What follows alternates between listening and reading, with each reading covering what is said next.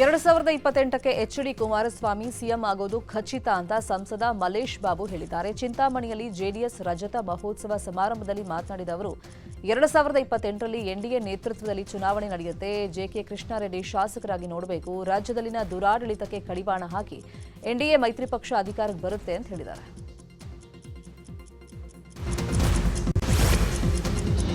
ಕುರ್ಚಿ ಕಿತ್ತಾಟದ ಸಮಸ್ಯೆ ಬಗೆಹರಿಯುವವರೆಗೂ ವಿಧಾನಸಭೆ ವಿಸರ್ಜನೆ ಮಾಡಲಿ, ಇವರ ಸಮಸ್ಯೆ ಬಗೆಹರಿಯುವವರೆಗೂ ರಾಜ್ಯದಲ್ಲಿ ರಾಷ್ಟ್ರಪತಿ ಆಡಳಿತ ಹೇರಿಕೆ ಮಾಡಿ ಅಂತ ಸರ್ಕಾರದ ವಿರುದ್ಧ ಮಾಜಿ ಸಿಎಂ ಜಗದೀಶ್ ಶೆಟ್ಟರ್ ವಾಗ್ದಾಳಿ ನಡೆಸಿದರು.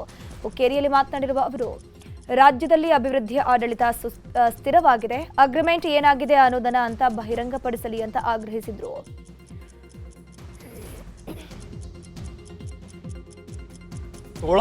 ಕುರ್ಚಿ ಕಿತ್ತಾಟ ಅತ್ಯಂತ ಘನಘೋರವಾದಂಥ ಪರಿಸ್ಥಿತಿ ತಲುಪಿದೆ.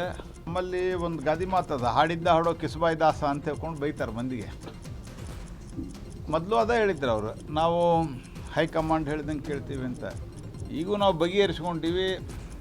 ಏನೋ ಒಂದು ಒಪ್ಪಂದ ಆಯಿತು, ಬಡದಾಟ್ಬಿಟ್ಟು ಆಡಳಿತವನ್ನು ನಡೆಸ್ತೀವಿ. ಅತ್ಯಂತ ಕೆಟ್ಟದಂತ ದಿತ್ವಾ ಚಂಡಮಾರುತದ ಎಫೆಕ್ಟ್ ಕರ್ನಾಟಕಕ್ಕೂ ತಟ್ಟಿದೆ. ಇವತ್ತಿನಿಂದ ಬೆಂಗಳೂರು, ರಾಮನಗರ, ಕೋಲಾರ, ಚಿಕ್ಕಬಳ್ಳಾಪುರ, ಮೈಸೂರು, ಚಾಮರಾಜನಗರ, ದಕ್ಷಿಣ ಕನ್ನಡ, ಉಡುಪಿ ಜಿಲ್ಲೆ ಸೇರಿದಂತೆ ರಾಜ್ಯದ ಕೆಲ ಜಿಲ್ಲೆಗಳಲ್ಲಿ ಮಳೆ ಆಗುವಂತ ಸಾಧ್ಯತೆ ಇದೆ. ಬೆಳಗ್ಗೆ ಬೆಂಗಳೂರಲ್ಲಿ ಸಣ್ಣ ಮಳೆ ಶುರುವಾಗಿದೆ. ಹಾಗೆ ದಕ್ಷಿಣ ಒಳನಾಡಿನ ಜಿಲ್ಲೆಗಳಲ್ಲಿ ಚಳಿಯ ವಾತಾವರಣ ಇರಲಿದೆ ಅಂತ ಬೆಂಗಳೂರು ಹವಾಮಾನ ಇಲಾಖೆ ವಿಜ್ಞಾನಿ ಸಿಎಸ್ ಪಾಟೀಲ್ ಮಾಹಿತಿಯನ್ನು ಕೊಟ್ಟಿದ್ದಾರೆ.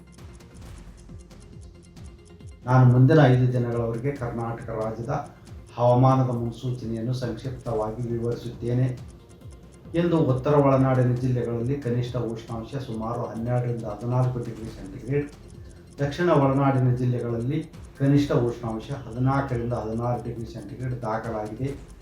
ಬೆಂಗಳೂರಿನಲ್ಲಿ ಕನಿಷ್ಠ ಉಷ್ಣಾಂಶ 16 ಡಿಗ್ರಿ ಸೆಂಟಿಗ್ರೇಡ್ ಹಾಗೂ ಗರಿಷ್ಠ ಉಷ್ಣಾಂಶ 25 ಡಿಗ್ರಿ ಸೆಂಟಿಗ್ರೇಡ್ ದಾಖಲಾಗಿದೆ. ಬಂಗಾಳಕೊಲ್ಲಿಯಲ್ಲಿ ವಾಯುಭಾರ ಕುಸಿತ ಹಿನ್ನೆಲೆ ಕೋಲಾರದಲ್ಲಿ ಒಂದೇ ದಿನಕ್ಕೆ ಜನರು ಚಳಿ ಗಾಳಿಗೆ ತತ್ತರಿಸಿ ಹೋಗಿದ್ದಾರೆ.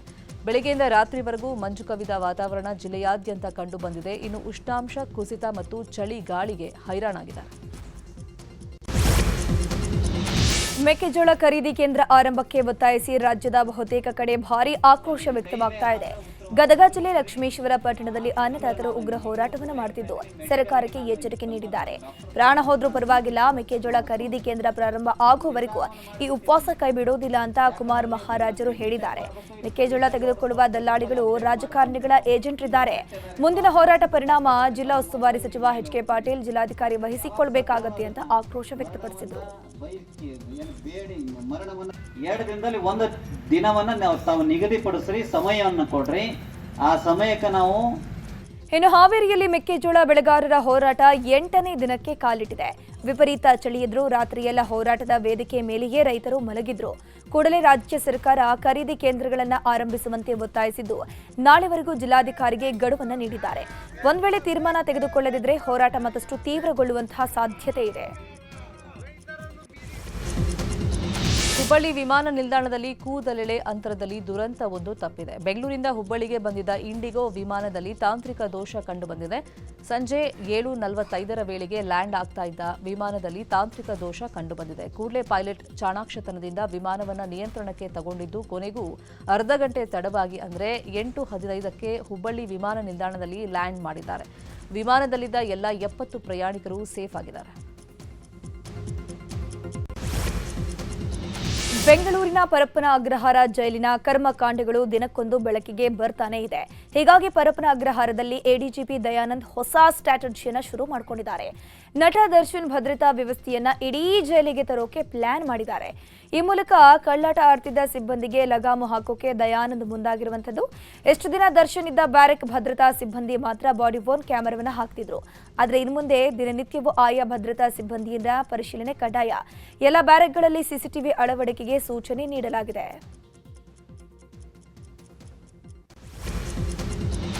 ಬೆಂಗಳೂರಿನ ಸಿದ್ದಾಪುರ ಎಟಿಎಂ ವಾಹನ ದರೋಡೆ ಪ್ರಕರಣದ 9 ಆರೋಪಿಗಳನ್ನು ತೀವ್ರ ವಿಚಾರಣೆಗೆ ಒಳಪಡಿಸಲಾಗಿದೆ. ವಿಚಾರಣೆ ವೇಳೆ ದರೋಡೆ ಗ್ಯಾಂಗ್ನ ಮತ್ತೊಂದು ಸೀಕ್ರೆಟ್ ಬಯಲಿಗೆ ಬಂದಿದೆ. ರಾಬರ್ಸ್ ಅಂದ್ಕೊಂಡಿದ್ದು ಒಂದಾದ್ರೆ ಆಗಿದ್ದೇ ಇನ್ನೊಂದಂತೆ. 2 ಕೋಟಿ ಅಂತ ಕೈ ಹಾಕಿ 7 ಕೋಟಿ ಬಾಚಿ ಗ್ಯಾಂಗ್ ಎಸ್ಕೇಪ್ ಆಗಿತ್ತಂತೆ. 4 ಟ್ರಂಕ್ನಲ್ಲಿ 50 ಲಕ್ಷದಂತೆ 2 ಕೋಟಿ ಇರುತ್ತೆ. ಉಳಿದ ಹಣದ ಅವಶ್ಯಕತೆ ಇರೋದಿಲ್ಲ ಅಂತ ಮೊದಲೇ ಪ್ಲಾನ್ ಮಾಡಿದ್ರಂತೆ. ಹೀಗಾಗಿ ಹಣ ದರೋಡೆ ಮಾಡ್ತಾ ಇದ್ದಂಗೆ ಪೊಲೀಸರ ಪ್ರತಿ ಮೂವ್ಮೆಂಟ್ ತಿಳ್ಕೊಂಡು ಸ್ಥಳ ಬದಲಾವಣೆ ಮಾಡ್ತಾ ಇದ್ರಂತೆ. ಹೀಗಾಗಿ ಮಹಜರ್ ನಡೆಸಿ ಸಿದ್ದಾಪುರ ಪೊಲೀಸರು ಸಾಕ್ಷ್ಯಗಳನ್ನು ಕಲೆ ಹಾಕ್ತಾ ಇದ್ದಾರೆ. ಬೀದರ್ ಜಿಲ್ಲೆಯ ಪೊಲೀಸರು ಭರ್ಜರಿ ಕಾರ್ಯಾಚರಣೆ ನಡೆಸಿದ್ದಾರೆ. ಹೈದರಾಬಾದ್ ಮುಂಬೈ NH 65ನಲ್ಲಿ 6 ಕೋಟಿ ಮೌಲ್ಯದ ಗಾಂಜಾ ಜಪ್ತಿ ಮಾಡಿ 2 ಆರೋಪಿಗಳನ್ನು ಬಂಧಿಸಿದ್ದಾರೆ. ಹೈದರಾಬಾದ್ನಿಂದ ಮಹಾರಾಷ್ಟ್ರದ ಸೋಲಾಪುರ್ಗೆ ಟಾಟಾ ಏಸ್ ವಾಹನದಲ್ಲಿ ಗಾಂಜಾ ಸಾಗಾಟ ಮಾಡಲಾಗ್ತಾ ಇತ್ತು. ಈ ವೇಳೆ ಪೊಲೀಸರು 2 ಕೆಜಿ 330 ಪ್ಯಾಕೆಟ್ನಂತೆ ಸುಮಾರು 660 ಕೆಜಿ ತೂಕದ ಗಾಂಜಾ ವಶಕ್ಕೆ ಪಡೆದು 2 ಕೈಗೆ ಬೇಡಿ ಹಾಕಿದ್ದಾರೆ.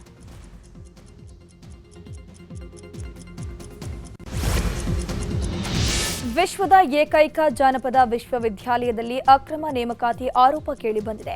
ಹಾವೇರಿ ಜಿಲ್ಲೆಯ ಶಿಗ್ಗಾವಿ ತಾಲೂಕಿನ ಗೋಟಗೋಡಿಯಲ್ಲಿರುವಂತಹ ಜಾನಪದ ವಿಶ್ವವಿದ್ಯಾಲಯದಲ್ಲಿ ಸಹಾಯಕ ಕುಲಸಚಿವರ ಹುದ್ದೆಗೆ ನಕಲಿ ಅಂಕಪಟ್ಟಿ ಸೃಷ್ಟಿ ಮಾಡಿ ಅಕ್ರಮ ಮಾಡಲಾಗ್ತಿದೆ ಅಂತ ಆರೋಪಿಸಲಾಗಿದೆ. ಎಸ್ಎಸ್ಎಲ್ಸಿ ಪಾಸ್ ಆಗಿರುವ ಶಹಜಹಾನ್ H ಮುದುಕವಿ ನಕಲಿ ಅಂಕಪಟ್ಟಿ ಸೃಷ್ಟಿ ಮಾಡಿ ಕೆಲಸ ಗಿಟ್ಟಿಸಿಕೊಂಡಿದ್ದಾರೆ ಎನ್ನಲಾಗಿದೆ. ಕೂಡಲೇ ಹುದ್ದೆಯಿಂದ ವಜಾಗೊಳಿಸುವಂತೆ ಒತ್ತಾಯ ಮಾಡಲಾಗಿದೆ. ಚಿಕ್ಕಮಗಳೂರಿನ ತರೀಕೆರೆ ಅರಣ್ಯ ವ್ಯಾಪ್ತಿಯಲ್ಲಿ ಮಕ್ಕಳ ಮೇಲೆ ದಾಳಿ ಮಾಡ್ತಾ ಇದ್ದ ಚಿರತೆ ಸಾವನ್ನಪ್ಪಿದೆ. ಅರಣ್ಯ ಇಲಾಖೆಯ ಸೆರೆ ಕಾರ್ಯಾಚರಣೆ ವೇಳೆ ಚಿರತೆ ಸಾವನ್ನಪ್ಪಿದೆ. ನಿನ್ನೆ ಬೈರಾಪುರ ಗ್ರಾಮದ 11 ವರ್ಷದ ಬಾಲಕನ ಮೇಲೆ ಚಿರತೆ ದಾಳಿಯನ್ನ ಮಾಡಿತ್ತು. ಕೆಲ ದಿನದ ಹಿಂದೆ ಬಾಲಕಿಯನ್ನ ಹೊತ್ಕೊಂಡೋಗಿ ಇದೀಗ ಅರಣ್ಯ ಇಲಾಖೆ ಎಡವಟ್ಟಿನಿಂದ ಚಿರತೆ ಸಾವನ್ನಪ್ಪಿದೆ.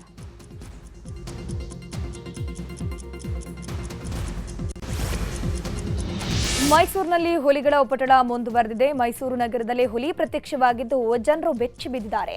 ಬಿಇಎಂಎಲ್ನಲ್ಲಿ ಹುಲಿ ಕಾಣಿಸಿಕೊಂಡಿದ್ದು ಬಿಇಎಂಎಲ್ ಸುತ್ತಮುತ್ತ ಓಡಾಡುವ ಸಾರ್ವಜನಿಕರು ಬಹಳ ಎಚ್ಚರದಿಂದ ಇರುವಂತೆ ಅರಣ್ಯ ಇಲಾಖೆ ಸೂಚನೆ ನೀಡಿದೆ. ಜೊತೆಗೆ ಹುಲಿ ಸೆರೆಗೆ ಅರಣ್ಯಾಧಿಕಾರಿಗಳು ಮುಂದಾಗಿದ್ದಾರೆ.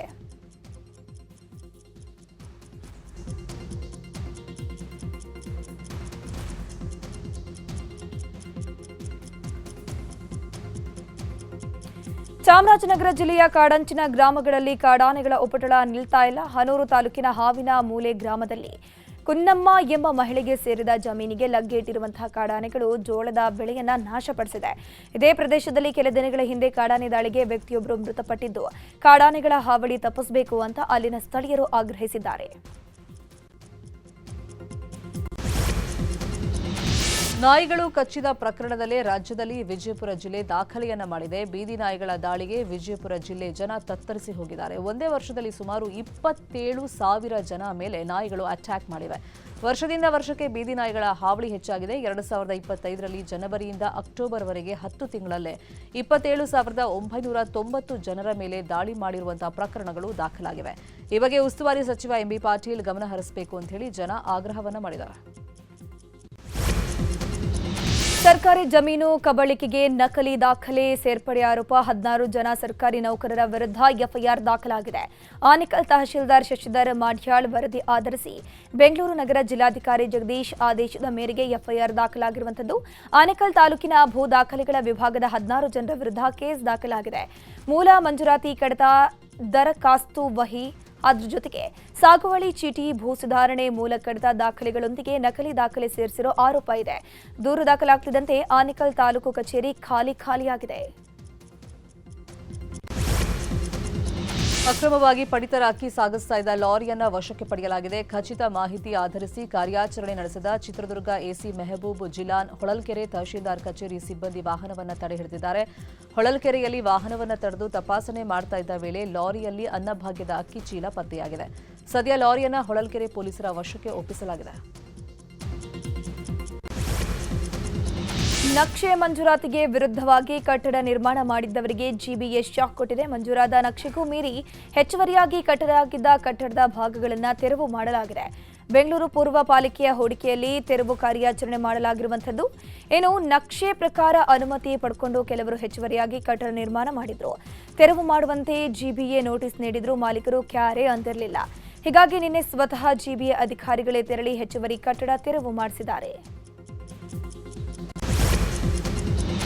ವೇಗವಾಗಿ ಬಂದಂತ ಬೈಕ್ ಇನ್ನೊಂದು ಬೈಕ್ಗೆ ಡಿಕ್ಕಿಯಾಗಿರುವಂತಹ ಘಟನೆ ಕಮ್ಮನಹಳ್ಳಿಯಲ್ಲಿ ನಡೆದಿದ್ದು ತಡವಾಗಿ ಬೆಳಕಿಗೆ ಬಂದಿದೆ. ಘಟನೆಯ ಭಯಾನಕ ದೃಶ್ಯ ಸಿಸಿಟಿವಿ ಕ್ಯಾಮೆರಾದಲ್ಲಿ ಸೆರೆಯಾಗಿದೆ. ಕಮ್ಮನಹಳ್ಳಿಯಲ್ಲಿ ನವೆಂಬರ್ 27ರ ಸಂಜೆ 5:41 ಹೊತ್ತಿಗೆ ಘಟನೆ ನಡೆದಿದ್ದು ಸವಾರನನ್ನ 10ರಿಂದ 15 ಮೀಟರ್ ದರದರನೆ ಬೈಕ್ ಎಳ್ಕೊಂಡು ಹೋಗಿದೆ. ಓವರ್ ಸ್ಪೀಡ್ ಅಲ್ಲಿ ಬಂದ ಸವಾರ ಎದುರಿಗೆ ಸಂಚಾರ ಮಾಡ್ತಾ ಇದ್ದ ಬೈಕ್ಗೆ ಡಿಕ್ಕಿ ಹೊಡೆದಿದ್ದಾನೆ. ಪುರುಷ ಮತ್ತು ಮಹಿಳೆ ಗಾಯವಾಗಿದೆ. ಇನ್ನೊಂದು ಬೈಕ್ ಸವಾರನಿಗೂ ಗಂಭೀರ ಗಾಯ ಆಗಿದೆ.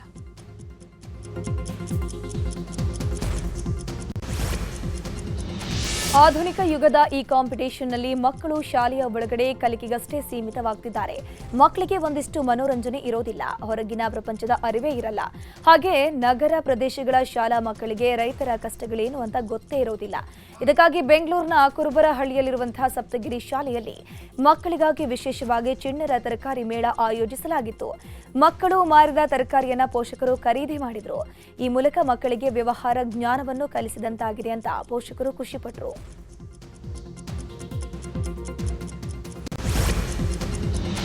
ಸಿಲಿಕಾನ್ ಸಿಟಿಯ ಕಬ್ಬನ್ ಪಾರ್ಕ್ನಲ್ಲಿ ನಡೆಯುತ್ತಿರುವಂತಹ ಫ್ಲವರ್ ಶೋಗೆ ಭರ್ಜರಿ ರೆಸ್ಪಾನ್ಸ್ ವ್ಯಕ್ತವಾಗ್ತಾ ಇದೆ. ವೀಕೆಂಡ್ ಹಿನ್ನೆಲೆಯಲ್ಲಿ ಇಂದಿನಿಂದ ಜನ ಜಾಸ್ತಿ ಸೇರುವಂತ ಸಾಧ್ಯತೆ ಇದೆ. ಹೀಗಾಗಿ ಫ್ಲವರ್ ಶೋಗೆ 1 ಗಂಟೆ ಕಡಿತ ಮಾಡಲಾಗಿದೆ. ಇವತ್ತು ಬೆಳಗ್ಗೆ 6 ಗಂಟೆಯಿಂದ ಸಂಜೆ 6 ಗಂಟೆ ತನಕ ಮಾತ್ರ ಫ್ಲವರ್ ಶೋಗೆ ವೀಕ್ಷಣೆಗೆ ಅವಕಾಶ ಕಲ್ಪಿಸಲಾಗಿದೆ. ಇಷ್ಟು ದಿನ ಬೆಳಗ್ಗೆ 6 ಗಂಟೆಯಿಂದ ಸಂಜೆ 7 ಗಂಟೆ ತನಕ ಅವಕಾಶ ಇತ್ತು. ನಾಳೆ ಹೆಚ್ಚು ಜನ ಸೇರುವಂತಹ ಸಾಧ್ಯತೆ ಹಿನ್ನೆಲೆಯಲ್ಲಿ ಸುರಕ್ಷತಾ ದೃಷ್ಟಿಯಿಂದ 6 ಗಂಟೆ ತನಕ ಮಾತ್ರ ಅವಕಾಶ ಇದೆ. ಸೋಮವಾರದಿಂದ ಎಂದಿನಂತೆ ಸಂಜೆ 7 ಗಂಟೆ ತನಕ ಅವಕಾಶ ಇರುತ್ತೆ. ಚಿಕ್ಕಮಗಳೂರು ಜಿಲ್ಲೆಯ ಅಜ್ಜಂಪುರ ಪಟ್ಟಣದ ಶೆಟ್ರು ಸಿದ್ದಪ್ಪ ಕಾಲೇಜು ಆವರಣದಲ್ಲಿ ಫಲಾನುಭವಿಗಳಿಗೆ ಹಕ್ಕುಪತ್ರ ವಿತರಿಸಲಾಯಿತು. ತರೀಕೆರೆ ವಿಧಾನಸಭಾ ಕ್ಷೇತ್ರದ ಶಾಸಕ ಶ್ರೀನಿವಾಸ್ ಹಾಗೂ ಜಿಲ್ಲಾ ಪಂಚಾಯಿತಿ ಸಿಇಒ ಕೀರ್ತನಾ ಫಲಾನುಭವಿಗಳಿಗೆ ಹಕ್ಕುಪತ್ರ ವಿತರಣೆ ಮಾಡಿದರು. ಬಳಿಕ ಮಾತನಾಡಿದ ಶಾಸಕ ಶ್ರೀನಿವಾಸ್, ಅಜ್ಜಂಪುರ ತಾಲೂಕಿನ ಪ್ರತಿ ಗ್ರಾಮವು ಕಂದಾಯ ಅಥವಾ ಉಪಗ್ರಾಮವಾಗಬೇಕು ಅಂತ ಹೇಳಿದರು. ಉಡುಪಿ ಜಿಲ್ಲೆ ಕುಂದಾಪುರದ ಕೋಡಿಯಿಂದ ಕೋಟೇಶ್ವರದ ಕಿನಾರ, ಹಳುವಳ್ಳಿ, ಬಿಜಾಡಿಯವರೆಗೆ ರಾಶಿ ರಾಶಿ ಭೂತಾಯಿ ಮೀನುಗಳು ಕಡಲ ತೀರಕ್ಕೆ ಬಂದಿವೆ. ಮೀನುಗಳನ್ನು ಕೊಂಡೊಯ್ಯಲು ಜನ ಮುಗಿಬಿದ್ದಿದ್ರು. 10 ಡಿಸ್ಕೋ ದೋಣಿಯವರು ಏಕಕಾಲದಲ್ಲಿ ಬಲೆ ಬಿಟ್ಟಾಗ ದಡದ ಆಸುಪಾಸಿಗೆ ಬಂದ ಭೂತಾಯಿ ಮೀನುಗಳಿಗೆ ವಾಪಸ್ ಹೋಗೋದಕ್ಕೆ ಬೇರೆ ದಾರಿ ಇಲ್ಲದೆ ದಡಕ್ಕೆ ತೇಲಿ ಬಂದಿದ್ವು. ಎಲ್ಲಾ ಕಡೆಗಳಲ್ಲಿ ವರ್ಷಕ್ಕೊಮ್ಮೆ ಈ ರೀತಿ ಭೂತಾಯಿ ಮೀನಿನ ರಾಶಿ ಬರ್ತಾವೆ. ಸದ್ಯ ಕಡಲ ದಡದಲ್ಲಿ ರಾಶಿ ರಾಶಿ ಮೀನು ಬಿದ್ದಿರುವಂತಹ ವಿಡಿಯೋ ವೈರಲ್ ಆಗ್ತಾ ಇದೆ.